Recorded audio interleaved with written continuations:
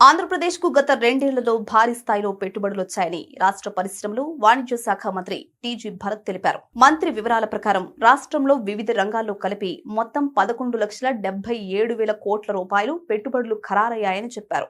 ఈ పెట్టుబడుల ద్వారా సుమారు 10,32,000 ఉద్యోగ అవకాశాలు ఏర్పడతాయని ప్రభుత్వం అంచనా వేస్తోందని అన్నారు.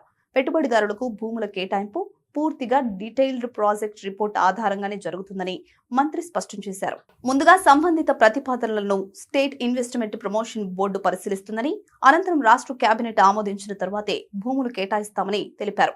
ప్రాజెక్టులకు అనుమతులు లభించిన తర్వాత వాటి పురోగతిని ప్రభుత్వం నిరంతరం పర్యవేక్షిస్తోందని చెప్పారు. పనుల్లో ఆలస్యం జరిగితే నోటీసులు జారీ చేయడం, అవసరమైతే జరిమానాలు విధించే విధానం కూడా అమల్లో ఉందని అన్నారు. రాష్ట్ర అభివృద్ధి వేగంగా కొనసాగాలంటే రాజకీయ స్థిరత్వం కూడా ఎంతో ముఖ్యమని మంత్రి టీజీ భరత్ అభిప్రాయపడ్డారు. ఇదే సమయంలో ఇటీవల కర్నూలు జిల్లా జోనగిరిలో దేశంలోని స్వాతంత్ర్యం తర్వాత తొలి వాణిజ్య స్థాయి ప్రైవేటు బంగారు గని ప్రారంభం కావడం కూడా రాష్ట్ర పారిశ్రామిక అభివృద్ధికి మరో కీలక అడుగుగా ప్రభుత్వం పేర్కొంటోంది. పెట్టుబడుల ప్రవాహం, కొత్త పరిశ్రమలు, ఉద్యోగాల సృష్టితో ఆంధ్రప్రదేశ్ ఆర్థిక అభివృద్ధి మరింత వేగం అందుకుంటుందా అన్నది ఇప్పుడు ఆసక్తికరంగా మారింది.